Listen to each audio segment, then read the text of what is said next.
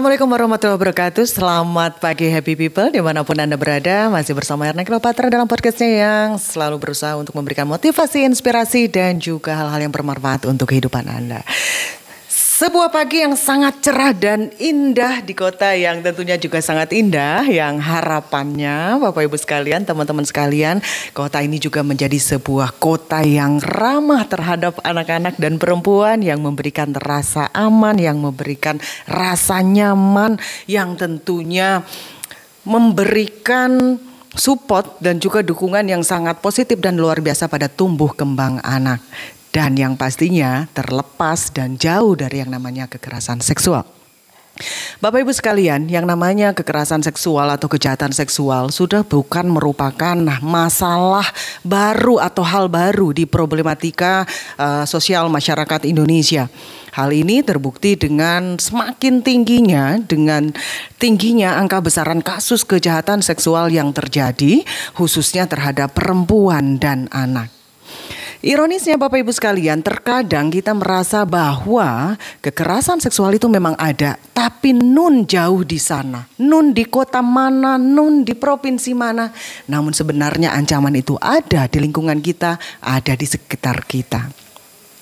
Dan di kota wisata Batu ini sendiri, pada tahun 2020 dihebohkan dengan sebuah kasus yang tentunya rekan-rekan sekalian juga sudah mengetahui bersama, yang hal ini juga membuat perhatian orang juga terfokuskan lagi kepada kasus-kasus kejahatan seksual lainnya atau kekerasan seksual yang terjadi khususnya terhadap anak-anak dan perempuan yang ada di kota ini, yang mana yang tidak terblow up itu juga banyak sekali. Nah, oleh karena itu Bapak Ibu sekalian, agar tidak terjadi misinformasi dan juga tentunya agar memberikan sosialisasi yang positif dan tentunya juga akurat, pada pagi hari ini telah saya hadirkan seorang narasumber yang luar biasa telah hadir bersama kita di sini. Di sini ada Bapak Fuad atau lengkapnya Bapak Fuad Dwiyono. Boleh tepuk tangan. Pak Fuad, bagaimana kabarnya hari ini Pak Fuad?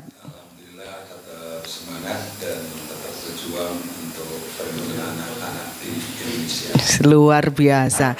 Bapak Ibu sekalian, untuk Anda yang senantiasa konsen terhadap perlindungan anak dan perempuan di Indonesia, terutama di kota wisata Batu ini, tentunya sudah tidak asing lagi dengan Bapak Fuad yang sudah sangat konsisten bertahun-tahun lamanya bergelut di bidang perlindungan anak ini. Saya mengenal beliau masih zaman LPA ya Pak ya, tahun 2000 berapa gitu. 2010 kita kenal dulu ya, dan hingga sekarang pun beliau masih tetap konsisten dan luar biasa perjuangannya, nggak kenal waktu, tenaga, biaya dan lain sebagainya, and nothing tulus ya, tidak ada pamrih di sana. Dan saya boleh bacakan dulu untuk rekan-rekan sekalian yang mungkin masih belum mengenal sosok beliau. Beliau adalah Ketua RPPAI Rumah Perlindungan Perempuan dan Anak Indonesia, dan beliau juga Ketua Komnas PA Batu. Luar biasa. Pak Fuad, boleh dijelaskan dulu mungkin kepada teman-teman apa sih RPPAI dan juga Komnas PA ini? Terima kasih terkait dengan yang sudah Mbak Erna yang sudah mengundang saya ke sini. Terima kasih, ini adalah ruang yang luar biasa yang menurut saya harus diapresiasi karena kepentingannya bagaimana memberikan semacam informasi kepada masyarakat kita tentang pentingnya pelindungan anak yang sekarang sudah kita wadahi dengan Rumah Perlindungan Perempuan dan Anak Indonesia. RPPAI ini adalah salah satu bentuk antara anak dan perempuan, memang tidak bisa dipisahkan. Karena bagaimanapun juga bagaimana apa yang sudah kita lakukan tentu didasari dengan payung hukum yang sudah berlaku sampai hari ini. Dan perlu diketahui bagaimana perlindungan anak ini menjadi sangat penting sekali sebagai bagian bagaimana kita mewujudkan anak-anak dengan generasi yang lebih baik daripada zamannya saya ini. Nanti akan muncul bagaimana anak-anak yang memang tahu bagaimana hak dan kewajibannya. Jadi perlu diketahui bagaimanapun juga adalah terkait dengan apa yang sudah kita lakukan di Rumah Perlindungan Perempuan dan Anak ini. Dulu adalah village dari LPA Kota Batu. LPA Kota Batu di 2010 kita membentuk sebagai lembaga independen, membantu dan bermitra kepada pemerintah dan masyarakat untuk saling bahu-membahu untuk bagaimana itu terkait dengan pencegahan sebelum terjadinya kejahatan, baik itu kejahatan seksual, kejahatan kekerasan terhadap anak atau diskriminasi ya, sesuai dengan undang-undang yang berlaku hari ini adalah Undang-Undang Nomor 23 Tahun 2002, terus diperbaharui dengan Undang-Undang Nomor 35 Tahun 2014. Bagaimana memang pemerintah memang terus melakukan upaya-upaya pembenahan terkait dengan, karena kita jelas semakin banyak modus-modus baru yang tentunya undang-undangnya juga baru. Betul. Termasuk di 2017 kemarin ada muncul PP nomor 70 terkait dengan memberikan sanksi kebiri kepada pelaku-pelaku orang dewasa ketika melakukan kejahatan kekerasan terhadap anak. Betul sekali. Ini yang menjadi keseriusan pemerintah. Tapi juga nanti perlu ada semacam pencegahan yang preventif terkait dengan masyarakat dan juga lembaga-lembaga yang konsen terhadap anak, seperti itu. Betul. Dan sebagaimana kita ketahui bersama bahwasannya memang untuk kasus-kasus seperti ini banyak sekali persentase yang di mana kasus-kasus ini tidak terselesaikan dengan tuntas, Pak Fuad. Banyak sekali mungkin faktor-faktornya, diantaranya adalah susahnya mengumpulkan bukti, mungkin ya. Kemudian juga korban juga pasti akan merasa takut untuk mengungkapkan, ya, pertimbangan rasa malu, rasa takut, trauma dan lain sebagainya.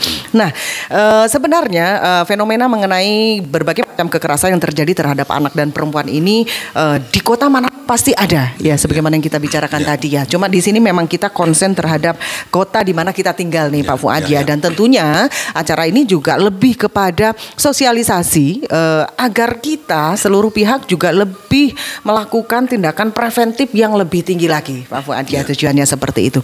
Nah, sebenarnya kalau melihat berbagai macam isu yang beredar di masyarakat ya, Pak Fuad, sebenarnya bagaimana sih fenomenanya atau bagaimana sih kasus-kasus yang terjadi di kota ini sendiri realnya, karena Pak Fuad kan terjun langsung ya. Kenyataannya seperti apa sih? Apakah menyeramkan itu atau bagaimana, Pak Fuad? Terima kasih. Ini terkait dengan saya masih ingat ketika 2016 saya memberikan statement di media pada saat itu mengatakan bahwa kita ini lagi punya sebuah fenomena yang terkait dengan darurat kejahatan seksual terhadap anak. Itu 2016 Bapak sudah menyampaikan seperti itu ya? 2016. Ini Komnas PA juga menggelar beberapa teman-teman penggiat-penggiat di Indonesia juga mengatakan bahwa darurat kejahatan seksual terhadap anak. Karena pada saat itu muncul masih viral ya terkait dengan gadget ya, bagaimana mereka orang-orang tua masih belum tahu bagaimana sebetulnya sejauh mana mereka bisa melakukan akses-akses yang terkait dengan teknologi termasuk gadget itu, karena di situ adalah sumber utamanya yang termasuk karena kita melihat bagaimana masyarakat kita di sosial kita ini kan banyak belum mengetahui, bahkan mungkin sampai hari ini orang tua yang tidak memahami untuk membuat aplikasi, untuk membuat, sebelum itu kan pemerintah akhirnya melakukan beberapa sensor, beberapa hal yang itu adalah terkait dengan bagaimana terjadi darurat kejahatan seksual terhadap anak ini semakin tinggi. Saya masih ingat pada saat itu bagaimana indikator atau embrio-embrio yang muncul di masyarakat utamanya di Kota Batu itu muncul. Saya masih ingat pada saat itu ketika ada program terkait dengan bagaimana dampak pariwisata terhadap tumbuh kembang anak. Jadi kita jangan melihat dengan mana pariwisata itu secara orang dewasa ketika melihat kita punya banyak income, APBD meningkat dan yang lain. Tapi sejauh mana bagaimana dampak terhadap tumbuh kembang anak. Karena mau tidak mau ketika muncul dulu ada banyak villa, ada banyak homestay yang ada muncul dan itu hadir di tengah masyarakat, dan secara otomatis maka anak-anak juga akan langsung terlibat di dalam pariwisata itu sendiri.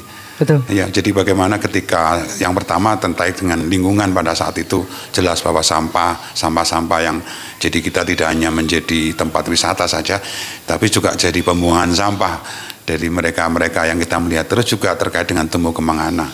Saya masih ingat pada saat itu ketika sebuah rumah yang disewakan, apalagi homestay ya, yang tentu secara filter tidak ada batas antara anak dengan orang dewasa. Ketika mereka kita tidak tahu dalam tanda kutip bagaimana banyak villa-villa atau homestay yang pada saat itu begitu muncul begitu saja. Terus anak-anak juga akhirnya ada beberapa anak-anak yang diminta untuk membelikan rokok, membelikan apapun, karena menurut mereka bahwa anak-anak sangat strategis untuk diperlakukan seperti itu, karena kita tahu bahwa anak-anak ini kan lemah ya. dan mereka juga tidak berani untuk menolak karena orang tuanya juga sudah menyediakan rumah itu menjadi tempat istirahat. Walaupun sudah muncul, maka ada beberapa indikator pada saat itu hal-hal yang memang seharusnya tidak dikonsumsi oleh anak-anak akhirnya dikonsumsi, termasuk perlakuan ketika homestay atau penginapan itu dihuni oleh bukan keluarga mereka. Mungkin kalau orang dewasa saya pikir tak ada lah bahwa ini memang disewa, tapi anak-anak kan tidak tahu. Nah, ini kan sebetulnya dulu saya sampaikan adalah indikator-indikator kecil ya yang muncul tentang darurat kejahatan seksual, termasuk juga ketika itu adalah terkait dengan gadget seperti itu. Terkait dengan kejahatan seksual di Kota Batu, jelas bagaimanapun juga ini adalah menjadi tanggung jawab kita bersama. Betul. Saya melihat bahwa di undang-undang jelas bagaimana tanggung jawab pemerintah, tanggung jawab masyarakat, yang lebih utama adalah tanggung jawab keluarga. Tanggung jawab keluarga ini menjadi tonggak bagaimana terbukanya, bagaimana tingkat kejahatan, baik itu kejahatan kekerasan terhadap anak, seksual itu adalah pintu gerbangnya adalah keluarga. Nah, keluarga ini adalah salah satunya, termasuk sekolah. Jadi sekolah ini adalah sebetulnya yang paling pertama yang menjadi tanggung jawabnya. Sekolah pertama anak-anak iya di sekolah, bukan di sekolah umum seperti itu, gitu loh. Ya, jadi kita melihat bagaimana banyak kejadian-kejadian utamanya darurat kejahatan seksual terhadap anak itu dilakukan bukan hanya orang lain, tapi orang-orang yang ada di dekatnya. Betul. Bisa juga keluarga, bisa juga bapaknya, bisa juga saudaranya, omnya, pakdenya, paliknya, atau teman bapaknya. Orang-orang yang sangat dekat dengan anak-anak ini sebetulnya yang sangat rentan terhadap kejahatan-kejahatan, utamanya yang sampai hari ini kita lihat adalah kejahatan seksual. Demikian juga tempat. Kalau dulu tempatnya mungkin di tempat yang gelap, di tempat pojok, bahkan tengah malam, di pojok-pojok alun-alun dengan lampu yang temerap. Nah, malah sekarang malah di tempat-tempat yang sangat menurut kita adalah tempat-tempat yang menurut kita sudah dianggap baik, aman. Ada yang aman, ramah terhadap anak, ada di sekolah, ada di pondok-pondok pesantren, ada juga di tempat-tempat ibadah ya, yang menurut kita adalah aman. Ternyata itu juga menjadi termasuk di rumah ya, di rumah kita ini kan yang paling aman, tapi di situ malah menjadi tempat bagaimana perlakuan terkait dengan kejahatan kekerasan terhadap anak maupun juga kejahatan seksual terhadap anak. Dan ini bisa kita lihat terakhir di kasus kita yang sudah viral di media dan sekarang sudah dalam konteks waktu itu terkait dengan perjalanan di pengadilan, bahwa jelas bagaimana ketika kita baru 12 tahun baru mengetahui indikator di dalamnya ini adalah banyak terjadi kekerasan. 3 faktor, yang pertama adalah eksploitasi ekonomi, yang pertama adalah kejahatan seksual, kekerasan bahkan mengarah kepada persetubuhan, yang ketiga adalah kekerasan terhadap anak. Nah ini kita melihat contoh-contoh yang ada di masyarakat kita yang sebetulnya tidak harus disesalkan sebetulnya, tapi bagaimana kita menarik kembali persoalan-persoalan ini sebetulnya apa yang menjadi tanggung jawab kita sebagai masyarakat termasuk keluarga. Ini yang saya kira yang harus kita kupas, bagaimana sebetulnya peran keluarga salah satunya yang sebetulnya menjadi sangat mendasar terkait dengan anak, karena kita tahu bagaimana kadang orang tua, apalagi hari ini adalah orang-orang tua muda ya yang memang belum mengetahui bagaimana. Kalau secara fisik oke lah dia sudah siap. Kalau laki-lakinya secara tumbuh kembang jelas mereka bisa mencari uang, tapi keluarga ini tidak selesai dengan uang gitu loh. Betul. Saya yakin juga nanti akan ada beberapa hal yang mungkin saya sampaikan yang mungkin saja ada yang belum tahu atau mungkin tidak tahu seberapa jauh sih sebetulnya hak anak yang ada di rumah gitu loh. Nah, yang sekarang kita tahu di 2 tahun ini kan kita sedang punya fenomena, atau bukan fenomena, artinya semacam virus ya yang sekarang ini. Ketika dulu anak-anak sudah diberikan pembelajaran di sekolah, terus sekarang kembali kepada di rumah, kan banyak ribuan bahkan hampir 85% orang-orang tua mengeluh untuk bagaimana sebetulnya mendidik anak ini. Sebetulnya kalau kita tarik lagi, sebetulnya ini sekolah itu hanya semacam formalitas yang sifatnya lebih bersifat tanggung jawab antara pemerintah dengan masyarakat.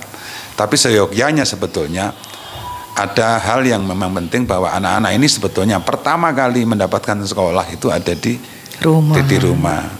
Mungkin saya akan satu persatu memberikan semacam sosialisasi kepada masyarakat. Betul. Yang mungkin hari ini bisa mendengar. Terima kasih. Ya, sebenarnya kan memang kita mengulas beberapa kasus yang mungkin terjadi di kota ini. Sebenarnya bukan lebih ke sana, tapi bagaimana kita membangkitkan atau meningkatkan lagi kesadaran di seluruh masyarakat. Ya, yang pertama adalah jangan lengah tadi yang seperti Pak Fuad sampaikan ya. Jangan lengah bahwa kejahatan seksual ini, ya kekerasan baik secara seksual, secara verbal, kemudian juga eksploitasi, ini bisa terjadi dimanapun Pak Fuad ya.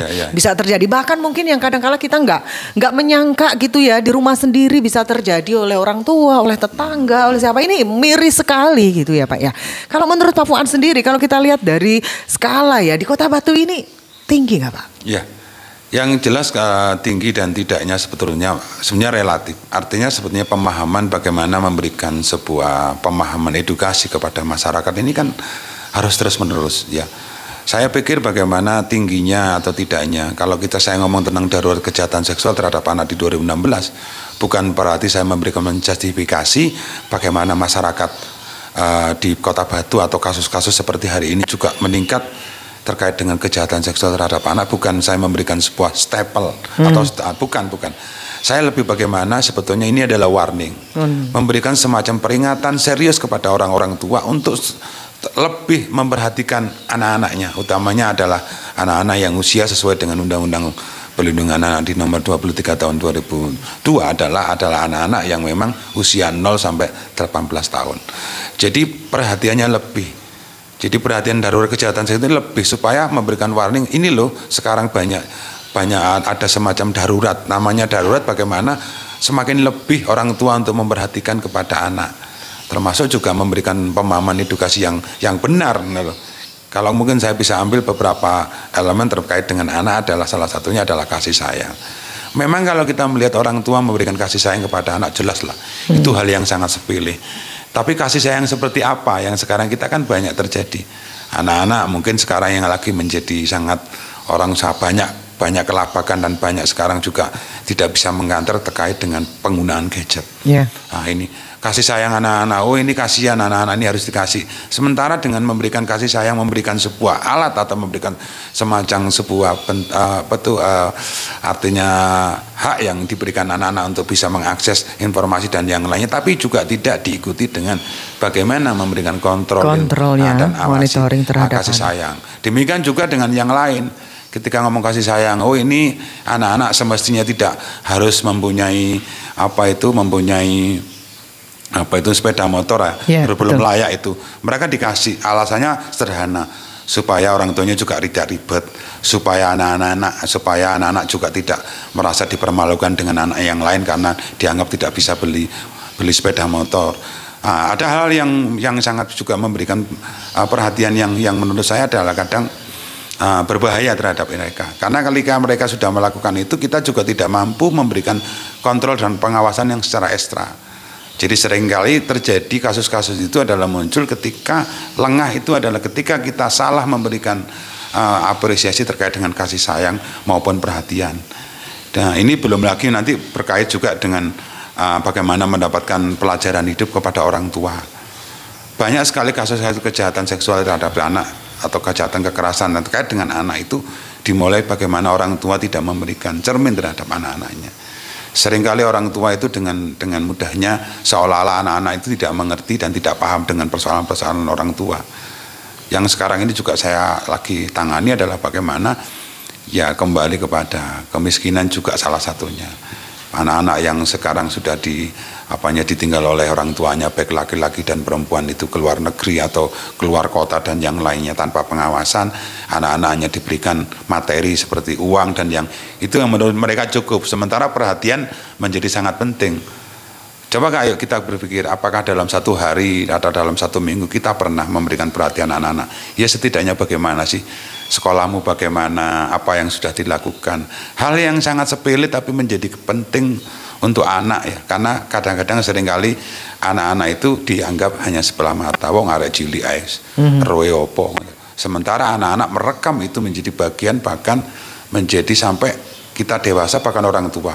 Wong seperti saya saja Saya masih ingat kok bagaimana perlakuan, apalagi perlakuan yang tidak baik ya terhadap kita. Itu masih terekam sampai sekarang ya. Ya ini apalagi nanti di situ adalah perhatian yang tidak baik ya, artinya juga termasuk nasihat. Nah, artinya sebetulnya hari ini pemahaman terkait dengan keluarga ini sejauh mana. Terus juga terkait dengan perlindungan yang saya katakan tadi, sebetulnya ada banyak juga kalaupun kita tidak melakukan kekerasan terhadap anak, apakah juga termasuk verbal yang dikatakan tadi, kata-kata yang, karena rata-rata kasus-kasus yang ada di sekolah termasuk juga itu terbawa dari rumah. Jadi mereka akan melihat, merekam, oh ini orang tua saya kalau berbicara seperti ini. Nah, ini disampaikan di rumah. Anak itu adalah sesuatu yang bersih ya, sesuatu yang sangat suci. Artinya bahwa anak-anak itu pasti sebelum melakukannya pasti dia akan meniru dari perlakuan-perlakuan orang dewasa, termasuk orang tuanya atau keluarganya yang ada di situ. Ini yang harus kita ketahui bersama. Jadi seperti itu Mbak Erna. Jadi, Pak, kalau mungkin untuk kekerasan verbal mungkin akan sangat gampang sekali kita bedakan ya. Dalam arti, oh ini sudah terjadi kekerasan verbal karena dia sudah mengatakan ABCD. Nah, kalau untuk kekerasan seksual sendiri itu batasannya mulai dari mana sih Pak? Bisa dibilang, oh si A melakukan kekerasan verbal terhadap anak saya. Itu mulai dari mana sih Pak batasannya, indikatornya mungkin? Ya. Indikator terkait dengan batasan verbal yang jelas bahwa kembali dulu sebelum saya menjawab itu, kita melihat dulu bagaimana budaya masyarakat kita sangat minim terkait dengan kepedulian terhadap orang lain. Karena kita melihat bagaimana kita berharap jarang sekali dan hampir sedikit sekali orang peduli terhadap orang lain. Ini bisa kita lihat bukan peduli orang lain itu terkait dengan kemasyarakatannya, lebih pada individualnya. Contoh sederhana, ketika kita melihat kita sering sekali sudah memberikan sebuah assessment di dalam pikiran kita bagaimana anak itu adalah anak itu ya anak saya, anak kandung saya. Semua anak ya. Nah, kita sudah mengatakan kalau saya secara ada anak kita, semua adalah anak kita. Nah, jadi ketika ada sesuatu hal yang ada di masyarakat itu terjadi semacam embrio atau indikator-indikator itu, ya tentunya ya contoh sederhana saja ketika kita mau berjalan di pinggir jalan. Ketika anak kita sudah ada di sepeda motor kita, sementara di situ ada anak orang lain atau anak-anak orang lain itu ingin menyeberang jalan. Seberapa jauh sih, seberapa peka sih kita terus turun dari sepeda motor terus menyeberangkan anak itu? Itu tidak banyak Pak hari ini. Apalagi ketika kita melihat ada di sekitar kita. Itu ada anak-anak yang mungkin tentu ya, jadi ada teriakan, ada juga ada semacam kecurigaan yang tidak lazim. Biasanya anak-anak inilah bermain kok tidak bermain, kok anak ini sudah beberapa kali tidak, biasanya harus ke rumah kita kok tidak ada. Nah, terus juga beberapa indikator ternyata ketika melihat ada kekerasan yang kita lihat di sekeliling kita. Itu seringkali dan banyak itu yang tidak berani untuk melapor karena mereka takut menjadi saksi. Betul. Makanya bagaimana hari ini kita menumbuhkan orang-orang masyarakat kita termasuk keluarga untuk berani melapor dan menjadi pelopor dan pelapor. Pelopor ini adalah memberikan tauladan. Kalau mungkin dari sisi yang lain kata-kata verbal tadi adalah ketika ada hal-hal seperti itu ya kita secara otomatis harus menyampaikan iki ono arek cili-cili kita nanti akan kita harus berani begitu. Untuk memberikan ini tidak baik loh dikonsumsi. Bahkan kalau kita ngomong keluarga saja, kita sama istri aja sudah harus berpikir, kita harus bertengkar di tempat yang lain. Nggak apa-apa toh ini dinamika namanya juga laki-laki dan perempuan atau suami istri, walaupun itu kadang spontan. Jadi seringkali juga harus ada semacam sebuah kesepakatan gitu loh. Jangan sampai ketika di depan anak kita juga melakukannya, baik itu verbal maupun juga kekerasan secara fisik orang tua, demikian juga di sebelah keluarga atau di lingkungan seperti itu. Kejahatan seksual yang terjadi adalah seringkali kadang keluarga atau masyarakat kita belum memahami bagaimana sebetulnya. Saya pikir adalah anak-anak ya, kita melihat kepada anak-anak dulu. Anak-anak diberikan bekal bagaimana orang tua harus memahami tentang edukasi seksual, salah satunya anak-anak. Mana-mana tempat yang boleh dipegang mana-mana yang tidak boleh dipegang. Apakah keilmuan ini atau informasi ini sudah diketahui oleh banyak keluarga?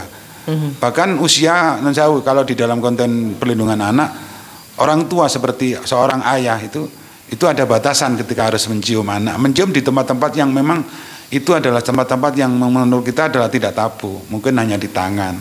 Itu juga di pipi, tidak boleh di bibir seperti itu. Nah, ini edukasi yang harus disampaikan terus-menerus dilakukan. Kalau kita mungkin terbatas ya, tapi program-program ini harus dilakukan oleh pemerintah, salah satunya melalui dunia pendidikan. Sekarang sudah bukan tabu lagi, dan sekarang waktunya memberikan edukasi seksual terhadap anak-anak untuk secara tahu bagaimana mereka yang boleh memandikan siapa, yang tidak boleh memandikan siapa. Jangankan orang lain, orang tuanya itu ada batasannya. Termasuk bagaimana tempat-tempat yang boleh dipegang tidak boleh. Kalau nanti terjadi seperti ini, sampai itu harus melaporkan kepada orang lain. Nah, ini jangan sampai apa yang saya sampaikan ini adalah salah satu bagaimana edukasi terkait dengan pemahaman seksual, tidak hanya untuk anaknya tapi juga pemahaman orang tua. Karena kadang di Indonesia itu kan agak tabu ya untuk menyampaikan bahwa pendidikan seks usia dini itu agak sungkan orang tua untuk menyampaikan kepada anak-anaknya. Nah, mungkin seperti yang Pak Fuad sampaikan tadi, kepada anak-anak dikasih tahu deh, untuk bagian-bagian tertentu badan ini tidak boleh disentuh orang lain. Jika terjadi, melaporkan kepada orang tuanya atau kepada yang dia percaya. Mungkin itu juga salah satunya ya Pak Fuad. Nah, Pak Fuad, sebenarnya dari apa semua yang sudah kita bahas tadi ini banyak sekali faktor yang mempengaruhi terhadap hal ini ya Pak Fuad ya. Kemajuan informasi teknologi yang sedemikian pesat, sedangkan kita juga banyak orang tua yang masih belum siap. Kadangkala anaknya lebih pintar daripada orang tuanya ya mengenai gadget, teknologi dan lain sebagainya. Di sisi lain, dengan kondisi pandemi yang membuat ekonomi juga agak sedemikian susah gitu, membuat orang tua juga harus ekstra untuk berusaha, ekstra bekerja, berada di luar rumah, sedangkan anaknya di rumah megang gadget dengan akses informasi yang terbuka dengan luas sekali ya. Pornografi, kekerasan, ada semua di handphone ini Bapak Ibu sekalian ya. Dan orang tua berada dalam sebuah gak bisa apa-apa untuk melakukan kontrol 100% Pak Fuad ya. Ini merupakan satu hal yang tentunya sangat berat dan bukan merupakan hal yang sepele dan harus kita sadari bersama. Sebenarnya ini tanggung jawab siapa sih Pak Fuad dengan kondisi yang seperti ini? Ya, yang jelas tanggung jawab yang jelas adalah yang pertama adalah keluarga ya, salah satunya orang tua, ini yang pertama, yang kedua juga masyarakat, yang ketiga adalah pemerintah. Jadi kalau ngomong tentang edukasi seks terhadap anak, bagaimana kita melihat daripada mereka mencari tahu sendiri dan menjawab persoalan ini, kita ini lagi punya program namanya adalah konselor sebaya. Konselor sebaya ini bagaimana memberikan semacam pembekalan terhadap anak-anak, karena anak-anak biasanya lebih dekat dengan temannya daripada orang tua.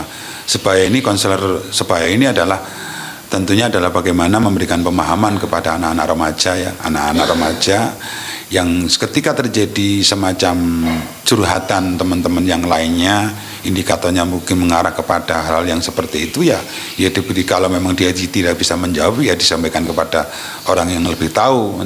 Kalaupun tidak ya memberikan semacam mencari bentuk-bentuk informasi yang baik, karena ini yang kadang seringkali menjadi pintu gerbangnya kekerasan dan kejahatan. Artinya bahwa ketika mereka itu memberikan curhat itu kepada temannya dan temannya juga ternyata juga lebih parah daripada dia, maka ranahnya akan ranah ke ranah yang negatif.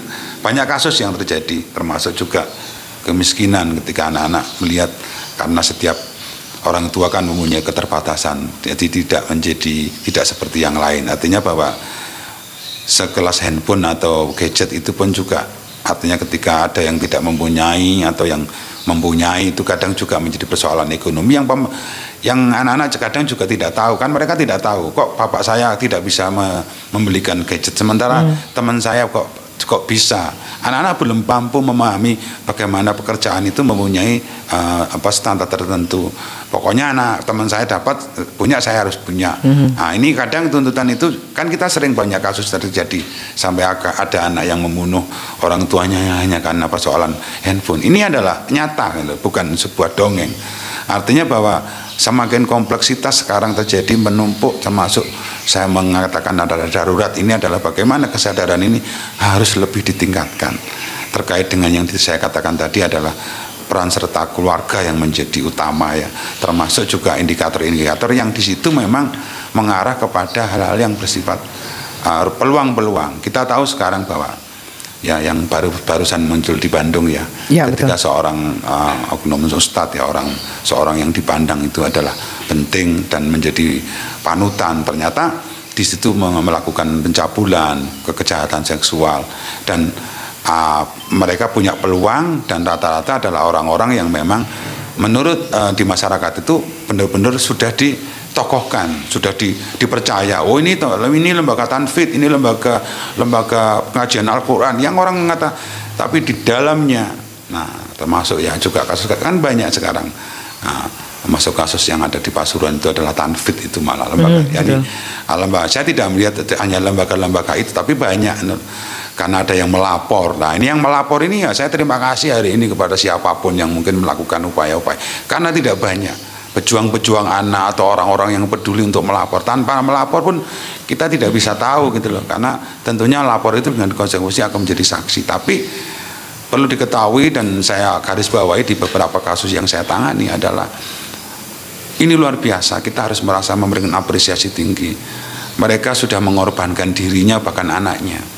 Kasus yang terjadi adalah seperti ini. Saya nggak apa-apa Pak Fuad, anak saya ini seperti ini, tapi jangan sampai ada kasus-kasus yang lain. Bayangkan, terjadi ke anak yang lain. Ya karena bagaimanapun juga berat apapun pelaku itu diberikan, apakah 3 bulan, 5 tahun, bahkan seumur hidup pun itu juga tidak mengembalikan kehormatan juga depresi anak. Ini jadi saya kalau ngomong seperti ini bukan saya merasa supaya teman-teman enggak, artinya saya orang yang lapangan yang tahu bagaimana sih ketika anak-anak menjadi korban ini, apalagi korban kekerasan terhadap anak, apalagi kejahatan seksual yang depresi sampai juga ada yang mengarah kepada bunuh diri. Saya dari inilah saya terpanggil bagaimana saya tetap berjuang menyuruhkan, ayo teman-teman tetap peduli, karena kalau sudah anak-anak kita, keluarga kita, adik-adik kita, mungkin juga saudara kita terjadi kasus korban seperti ini, maka ini adalah bencana dan tidak bisa mengembalikan anak itu seperti semula. Betul. Jadi ini yang menjadi motivasi saya ketika saya melihat dan peduli terhadap anak-anak ketika akibat dari korban inilah, akibat dari kejahatan seksual apalagi itu yang luar biasa sampai mereka akan dibawa sampai mati seperti itu. Yeah. Ini yang menjadi motivasi kita, harusnya jangan sampai di keluarga kita. Jangan sampai kita baru peduli ketika ya enggak apa-apa, baru peduli ketika, karena bapak-bapak belum pernah merasakan dan belum tahu bagaimana sih seorang anak yang sudah kita besarkan begitu saja, terus kita biayai dengan begitu saja, terus hilang masa depannya hanya karena ada pelaku atau predator yang memang merusak masa depan mereka. Inilah yang menjadi motivasi kita seperti itu. Betul. Ya mungkin untuk ibu-ibu, bapak-bapak ya yang mempunyai anak, kita mungkin mengingat bagaimana kita menyayangi anak kita mulai dari dalam kandungan. Begitu lahir disayangi, dibesarkan dengan penuh kasih sayang dan cinta. Dan lantas seseorang merenggut masa depannya dengan melakukan hal-hal kejahatan seksual, terutama kekerasan seksual di sini. Dan yang perlu kita ketahui bersama bahwasannya dampak psikologisnya sangat besar sekali ya Pak ya. Trauma, bahkan sampai ada yang mau bunuh diri dengan kondisi seperti ini ya Pak ya. Dan tentunya hal ini juga bukan hanya terjadi kepada korbannya saja Bapak Ibu ya, namun keluarganya juga. Itu pasti mendapatkan dampak baik psikologis, ekonomi juga ya Pak ya. Banyak hal secara sosial budaya juga mereka terpengaruh sekali. Jadi jangan sampai ada yang menyatakan bahwa Allah digituin aja. Jangan seperti itu. Ya kita harus menjadi pelapor dan pelopor dalam hal ini. Nah Pak Fuad, dari beberapa yang kita bahas di sini Pak Fuad, barangkali mungkin teman-teman juga perlu ketahui bersama bahwasanya jika terjadi baik kekerasan verbal, kekerasan seksual, itu kan kita harus peduli ya. Peduli meskipun itu bukan anak kandung kita, tapi Pak Fuad tadi menyampaikan bahwa setiap anak itu adalah anak kita. Dan batasan anak itu menurut undang-undang itu mulai dari dalam kandungan atau 0 tahun hingga 18 tahun ya Pak tadi ya Pak. 18 tahun, bahkan mungkin menurut PBB itu sampai 19 tahun. Nah di sini Bapak Ibu sekalian ya, kalau misalkan terjadi sesuatu untuk namanya anak yang usianya sampai 18 tahun, ayo laporkan karena memang ada perlindungan hukum di sana ya Pak ya. Bagaimana itu Pak, bisa dijelaskan untuk anak yang sampai 18 tahun? Ya, terima kasih. Yang menjadi motivasi saya kenapa jangan sampai terjadi ini, yang pertama adalah masih kurang seriusnya pemerintah terkait dengan perlindungan anak. Ini bagaimana pemerintah belum begitu sangat serius. Ini bisa dibuktikan ketika terjadi bagaimana rumah shelter. Rumah shelter di Kota Batu belum ada. Kita berharap pada rumah perlindungan bagaimana terkait dengan korban, terkait juga dengan itu terintegrasi dengan dinas-dinas yang lain. Jadi tidak hanya menjadi tanggung jawab satu dinas, karena itu ngomong anak kan berarti semua termasuk pemerintah salah satunya. Nah, yang pertama itu, yang kedua adalah hukum. Artinya bahwa bagaimana pemulihan terhadap korban ini ya. Kalau di Jakarta ada kemudian ada LPSK ya.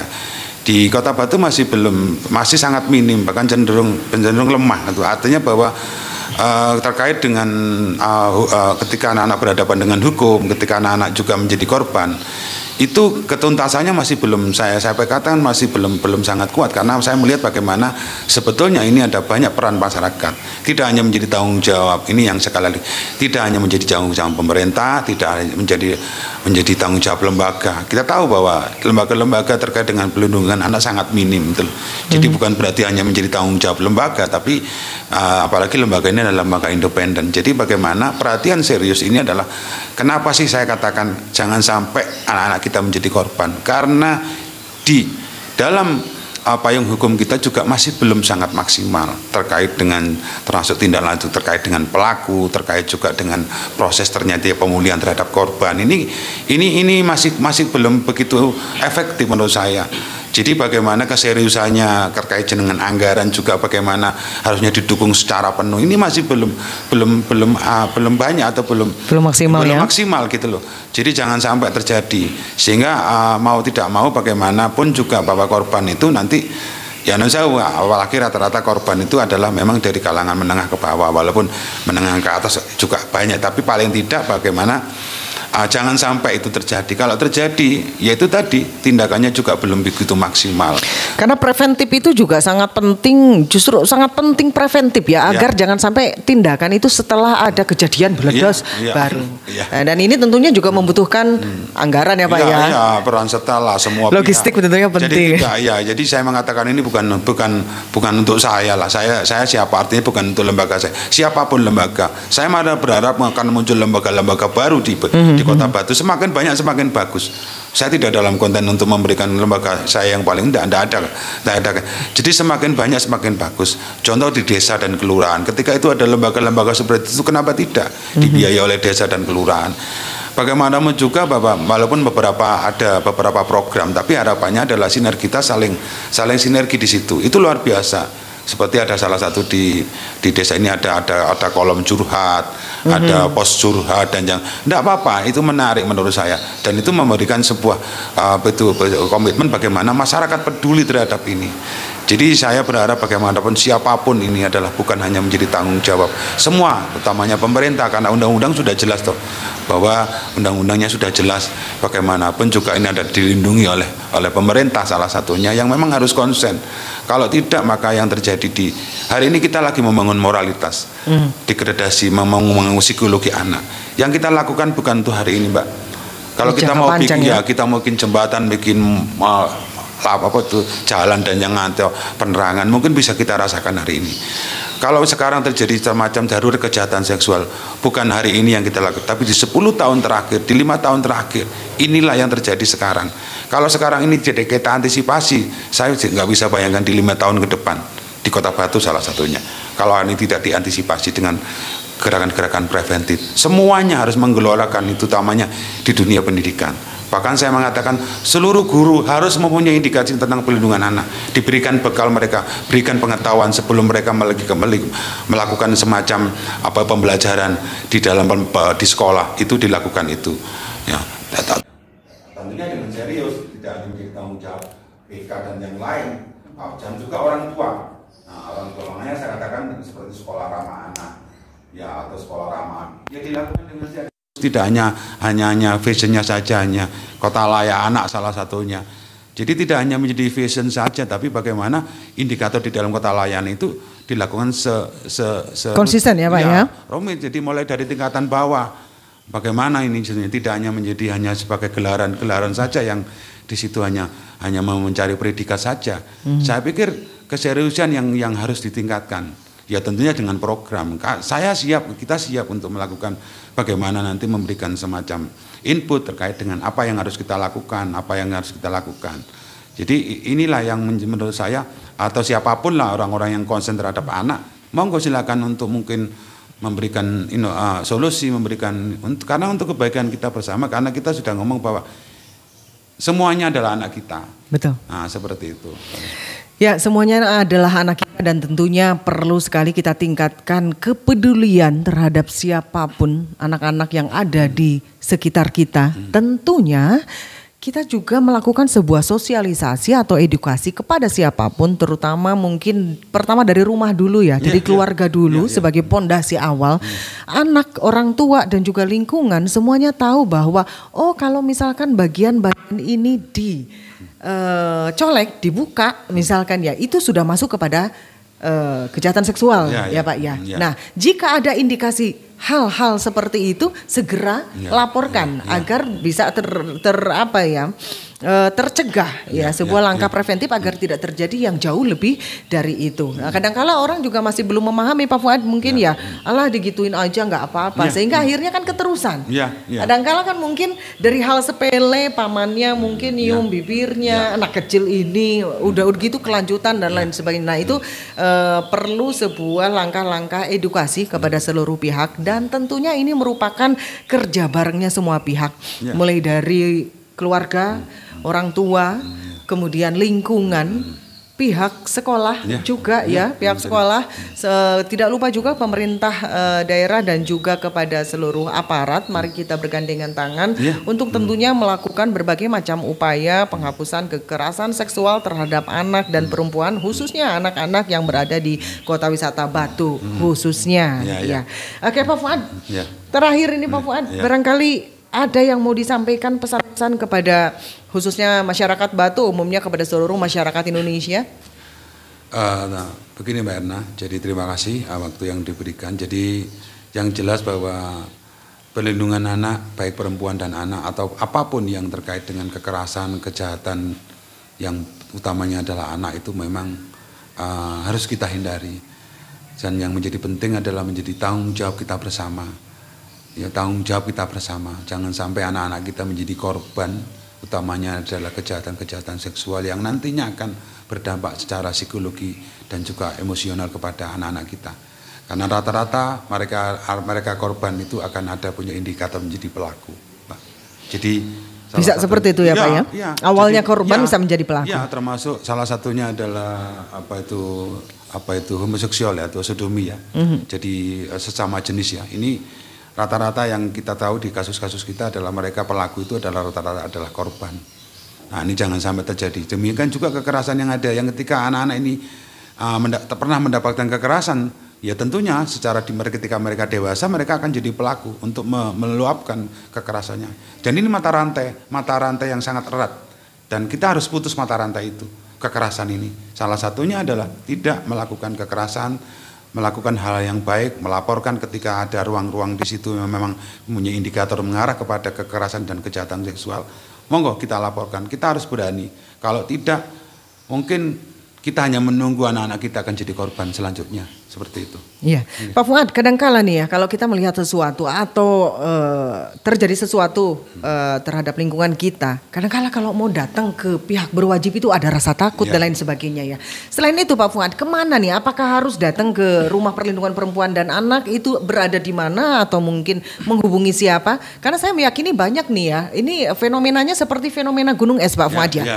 Yang tampil di atas itu hanya sedikit saja loh Bapak Ibu sekalian. Tapi yang tidak terlaporkan karena berbagai macam alasan itu jauh lebih banyak tentunya. Nah mungkin ada di antara para penonton yang mungkin kemana saya harus mengadu yang sekiranya saya bisa merasa lebih nyaman mungkin ya Pak ya untuk menyampaikan curhatnya ke siapa. Ini boleh dijelaskan mungkin Pak Fuad? Yang kita tahu di Batu ada pelayanan terpadu namanya P2TP2A. Ini adalah subdinas dari pemberdayaan perempuan dan anak. Itu juga di situ juga ada di dinas itu ada Puspaga juga ya, Pusat Informasi Keluarga. Itu juga ada. Di pemerintah sudah melakukan upaya-upaya itu walaupun belum maksimal. Kalau di lembaga kita jelas ada di RPPAI juga ada organisasi yang konsen terhadap perlindungan perempuan dan anak. Artinya ketika melaporkan kan tidak serta-merta harus itu adalah terkait dengan pidana ya. Artinya tentu juga ada konseling juga yang di situ bagaimana sih sebetulnya apa yang harus kita lakukan. Ini pendampingan kasus yang tidak harus meranah kepada kepolisian, tapi saya perlu garis bawahi bahwa kejahatan seksual utamanya kejahatan seksual ini adalah masuk di extraordinary crime. Kejahatan yang luar biasa, termasuk teroris, korupsi, dan termasuk juga kekerasan. Ini adalah memang harus dilaporkan. Jadi tidak ada kompromi kepada pelaku, apalagi orang dewasa melakukan kejahatan seksual. Jadi harus dilaporkan. Tidak ada mediasi, tidak ada kekeluargaan. Karena ini tentunya kita mengacu kepada akibat dari perlakuan ini. Korban. Karena kalau dulu kadang-kala ada yang nama istilahnya berdamai gitu, memberikan ganti rugi atau malah dinikahi gitu Pak. Ya ini perilaku yang salah ya. Saya sempat beberapa kali ada temuan bagaimana ketika kita melakukan upaya ini seperti pidana-pidana yang lain, itu ternyata ada trauma terhadap anak. Bahkan cenderung anak-anak, saya mohon maaf ya. Jadi sekarang ada kecenderungan adalah anak-anak ini sudah kecanduan. Saya ngomong sekarang bahwa ada kecanduan seksual. Ketika anak-anak yang sudah pernah melakukan atau sering melakukannya, ada muncul namanya kecanduan seksual, dan itu ada di kasus kita. Nah ini malah saya juga harus bagaimana ini melakukannya. Ketika anak-anak ini sebetulnya harusnya tidak melakukannya perbuatan, tapi sudah dilakukannya. Sekarang yang terjadi seperti kasus di Malang kemarin, ketika anaknya ini harus diperkosa, harus dicabuli oleh orang tuanya. Yang terjadi adalah sekarang psikologi anak-anak ini ketika anak ini sudah kecanduan seksual. Usianya masih SD. Harus seperti apa langkah-langkah kita? Saya pikir nanti juga negara akan terbebani. Miris juga dengan negara terbebani dengan kasus ini, dan ini akan berlangsung lama. Ya, jadi itu juga tidak ada motif kan di Batu juga ada. Walaupun belum terlapor. Artinya bahwa salah satunya gadget ini adalah salah satunya menjadi salah satu sarana mereka untuk melakukan dan mencari tahu apa itu sendiri. Apakah kita membiarkan daripada mencari tahu ya kita kasih saja sebuah nasihat supaya mereka bisa tahu ini loh pelanggarannya, ini loh kamu akan jadi gini, daripada mereka mencari-cari sendiri ya. Dan kita tahu bahwa kita tidak mungkin 24 jam akan mengontrol anak-anak terkait dengan konsumsi, terkait dengan gadget. Wong kita jangankan mencari saja kadang muncul iklan seperti itu. Betul. Nah inilah yang sebetulnya miris. Saya tidak tahu di 5 tahun ke depan seperti apa. Tapi belum terlambat. Hari ini kita harus sama-sama berjuang, sama-sama peduli. Kalau tidak, ya percuma kalau kita hanya mau memupuk anak-anak kita supaya baik, sementara kita tidak peduli. Sementara anak-anak kita bisa juga bergaul dengan anak-anak yang lain. Nah seperti itu. Baik, luar biasa sekali Pak Fuad ya, sedemikian complicated ya, karena memang banyak faktor sekali yang menjadi latar belakang ya, diantaranya kemajuan informasi teknologi dan komunikasi yang tentunya juga berkembang dengan sangat masif dan cepat gitu ya. Dan yang pastinya Bapak Ibu sekalian banyak faktor-faktor lain yang tentunya juga melatar belakangi hal ini, namun tentunya membekali anak-anak kita, membekali setiap orang di lingkungan kita mengenai edukasi yang tepat tentunya merupakan langkah preventif yang harus kita lakukan bersama. Dan yang pastinya dengan kondisi seperti ini semua pihak harus bergandengan tangan dan mempunyai kesadaran bahwa masing-masing dari kita mempunyai tanggung jawab, harus mempunyai peranan yang sangat besar dalam masalah ini. Dan tentunya untuk meningkatkan kepedulian kita terhadap orang lain perlu ditingkatkannya rasa care, kepedulian dan kasih sayang terhadap seluruh anak di Indonesia. Siapapun anak itu merupakan anak-anak kita sendiri, yang mana kita harus selalu senantiasa mempunyai kepedulian yang tinggi dan tahu cara yang tepat bagaimana memberikan kasih sayang kepada anak-anak kita.